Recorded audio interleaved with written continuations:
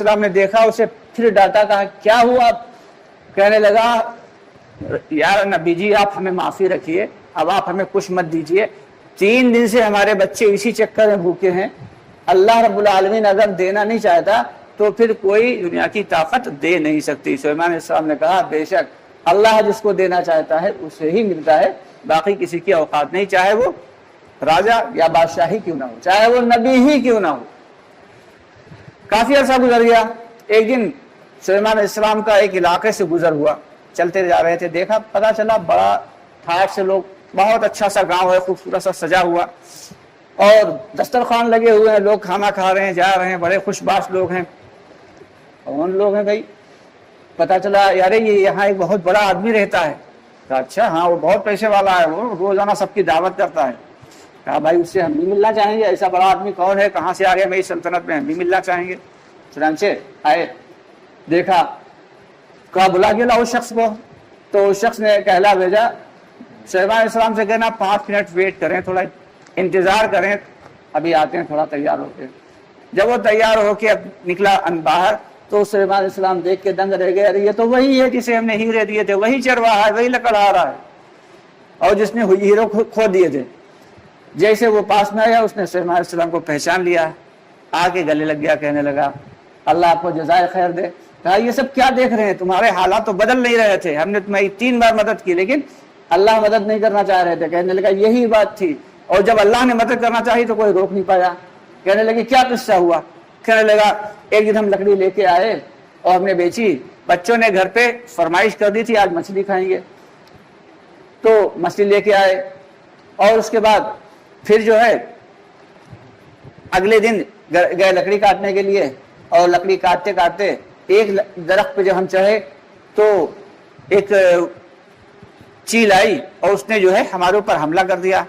اب وہاں پہ سوکھا درخت وہی تھا، ہم اسی کو کاٹنا چاہتے تھے لیکن اس شاخ کو وہ کاٹنے نہیں دے رہی تھی، وہاں پہ اس کا گھونسلہ تھا۔ چیل بار بار حملہ کرتی رہی لیکن ہم نے اس شاخ کو کاٹ ہی دیا۔ گھونسلہ جب نیچے گرا تو ہم نے دیکھا اس چیل کے گھونسلے میں وہ 3 کے 3 موتی موجود تھے۔ میں نے وہ اٹھا لیے، مجھے معلوم تھا یہ میرے ہیں، میں نے لا کے بیچے۔ اب میرے پاس اتنا پیسہ ہو گیا ہے کہ میں پورے گاؤں کے لوگوں کی روز دعوت کرتا ہوں، یہاں ٹھاٹ سے رہتا ہوں۔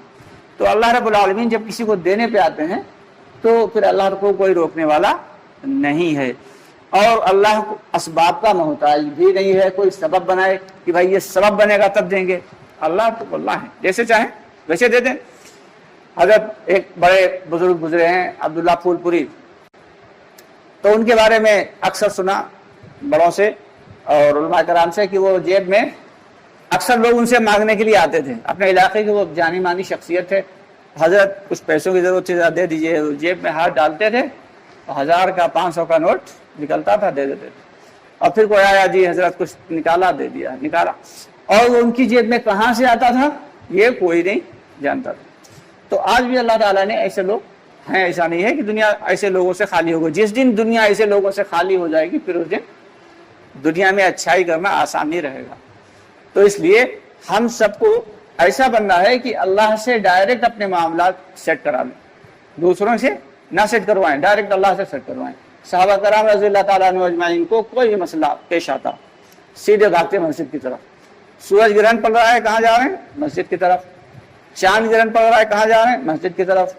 اگر زلزلہ آنے والا ہے یا زلزلہ آ گیا تو کہاں بھاگ رہے ہیں؟ مسجد کی طرف۔ اگر قحط پڑ گیا ہے تو بارش نہیں ہو رہی تو بھاگ رہے ہیں مسجد کی طرف۔ یہاں تک کہ ہم سب کے آقا نامدار محمد صلی اللہ علیہ وسلم کا معمول تو یہ تھا کہ جب کالے کالے بادل آتے ہوئے دیکھتے تو سیدھے مسجد کی طرف جاتے اور استغفار کرتے۔ ان سے پوچھا گیا کہ اللہ کے نبی صلی اللہ علیہ وسلم یہ تو بارش کا اللہ کی رحمت ہے؟ کہنے لگے ایسے ہی کالے کالے بادلوں پہ پچھلی قوموں پہ عذاب بھی آیا تھا، اس لیے اس کے روکے میں نہ رہو کہ اس میں بارش ہی ہوگی۔ وہ لوگ بھی یہ سمجھتے تھے کہ اس میں بارش ہوگی لیکن عذاب بھی آ سکتا ہے۔ اس لیے ہم سب کو سارا کا سارا معاملہ اللہ سے اپنا بنا کے رکھنا ہے۔ جس دن ہمارا تعلق اللہ سے ایسا جڑ جائے گا جیسا کہ واقعی بندے کا اللہ سے ہونا چاہیے، اس دن سارے مسئلے حل ہو جائیں گے، پھر دنیا کی سارے مصیبتیں ختم، اور پھر دنیا کی محبت بھی ختم۔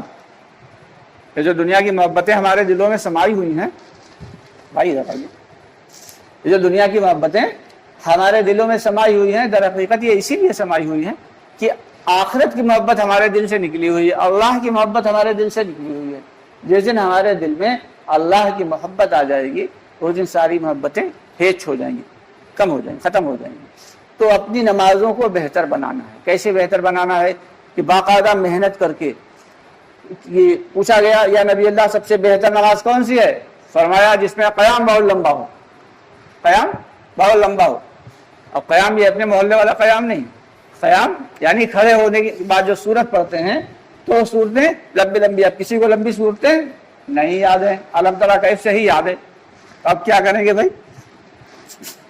نفل پڑھنے کے لیے کھڑے ہوئے اور صورتیں صرف علم ترا کیف سے سورہ ناس تک یاد ہیں، چھوٹی چھوٹی، تو علم ترا کیف سے سورہ ناس تک پڑھ ڈالیں، یا علم ترا کیف سے 5 صورتیں پڑھ لیں اور اگلی رکعت میں پھر 5 صورتیں پڑھ لیں، تو پھر لمبا قیام ہو گیا۔ رات میں نماز جو اکیلے کی تنہائی کی نماز ہے، جو تہجد کی نماز ہے، جو نفل ہوتی ہیں، تو یہ نہیں کہ 12 رکعت پڑھنا ہے تو 12 ہی پڑھنا ہے، 2-2 منٹ کی دڑا دڑ والی، وہ نہیں۔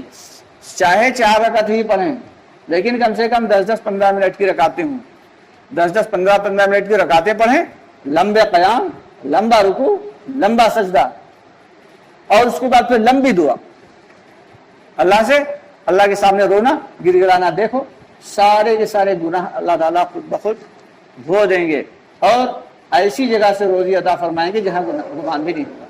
اچھا، اس کے بارے میں بھی ہے کہ دعا مانگتے ہیں قبول ہوتی نہیں، ایسا نہیں ہے۔ دعا مانگتے ہیں تو قبول ہوتی ہے، ہر حال میں ہوتی ہے، ایسا تو ہو ہی نہیں سکتا، کیونکہ اللہ تعالیٰ فرماتے ہیں تم مانگو میں عطا کروں گا، تم پکارو میں سنوں گا۔ ہاں یہ ہو سکتا ہے کہ کبھی کبھی تھوڑی سی اللہ کی مصلحت کے اعتبار سے دیر ہو جائے، تو دیر تو ہو سکتی ہے، لیکن اس کے بارے میں فرمایا گیا ہے کہ دعا مانگو اور پھر دعا مانگنے کے بعد اس کی قبولیت کا انتظار کرو۔ اب ہم سے انتظار تو ہوتا نہیں، دعا تو مانگتے ارے جاؤ، جب نماز پڑھتے پڑھتے تھک گئے۔ کچھ لوگ تو ایسے ملتے ہیں، ارے دیکھا ہے نماز 5 ٹائم کی پڑھنے والے فکر کیا کرتے ہیں، پریشان گھوما کرتے ہیں، اللہ اکبر۔ ارے میرے بھائی، کل پتا چلے گا آخرت میں کہ کون گھوڑے پہ سوار تھا اور کون گدھے پہ، کہ جو بظاہر دکھ رہا تھا فکر کرتے تھے اور غریب تھے، در حقیقت وہی وہاں امیر ہوں گے، وہی۔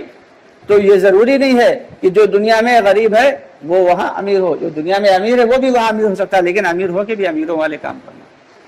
تو اس لیے ہم سب کی ذمہ داری یہ ہے کہ اپنے حالات کو، اپنے مسائل کو، اپنی پریشانیوں کو اللہ کے سامنے ایسے پیش کریں جیسے کوئی بندہ اپنے خالق کے سامنے پیش کر سکتا ہے، کہ اللہ کی بڑائی بھی ذرا برابر اس میں ہرٹ نہ ہو، اور ہم آپس میں اللہ سے ڈائریکٹ ایسی باتیں کر رہے ہوں، ایسے گفتگو کر رہے ہوں کہ اللہ تیرے علاوہ تو کوئی ہے ہی نہیں، اب ہم جائیں تو جائیں کہاں؟ ہمارا تو ایک تو ہی رب ہے اور تیرے علاوہ کوئی پورا کرنے والا ہے نہیں، اور ساری دعاؤں کو سننے والا تو ہے، تو اب ہم تو تجھی سے مانگیں گے، تو قبول کر تب بھی مانگیں گے، نہ قبول کر تب بھی مانگیں گے۔ اب اللہ تعالیٰ، ظاہر سی بات ہے ایسا تو ہے نہیں کہ اللہ تعالیٰ کہہ دیں کہ بھائی ٹھیک ہے جب تیری بات سنتے نہیں۔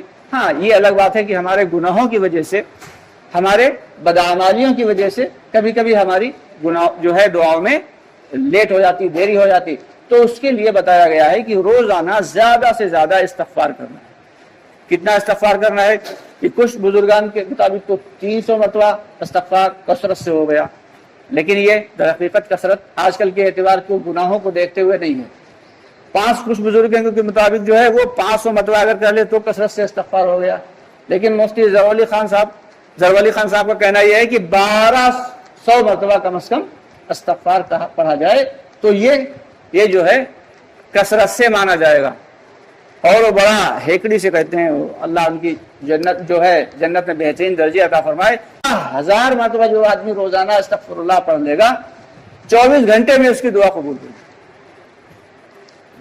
12000 مرتبہ روزانہ استغفر اللہ جو شخص پڑھے گا تو 24 گھنٹے میں، جس کو زرعلی خان صاحب جو ہے ان کا یہ کہنا ہے کہ کثرت سے 1200 مرتبہ روزانہ استغفر اللہ واتوب الیہ پڑھا جائے تو یہ کثرت سے ہوگا۔ لیکن آج کل کے گناہوں کو دیکھتے ہوئے ہم لوگوں سے جتنے گناہ سرزد ہوتے ہیں تو 1200 سے بھی مزید بڑھا دیا جائے تو اور زیادہ بہتر ہے۔ پھر دیکھیں نیک اعمال بھی کرتے رہیں، نمازوں کی باقاعدگی سے جو ہے پابندی کریں، اور عورتوں کے لیے بہتر یہ ہے کہ اندر سے اندر جو جگہ ہے وہ اول وقت میں، یعنی ایک کمرے کے اندر بھی اگر کوئی کمرہ ہے، کوٹھری ہے، تو اس کوٹھری میں نماز پڑھیں. اور مردوں کے لیے یہ ہے کہ جماعت کے ساتھ مسجد میں آ کے نماز پڑھیں. یہ اعمال اگر ہم کر لیں تو پھر اللہ کی ذات سے امید ہے یہ سارے کے سارے مسائل انشاءاللہ، چاہے وہ ہمارے ذاتی مسائل ہوں، چاہے وہ ہمارے اجتماعی مسائل ہوں، سارے مسائل اللہ تعالیٰ دور فرما دیں گے. کریں گے سب لوگ انشاءاللہ. اللہ تعالیٰ ہم سب کو کہنے سننے زیادہ عمل کی توفیق عطا فرمائے.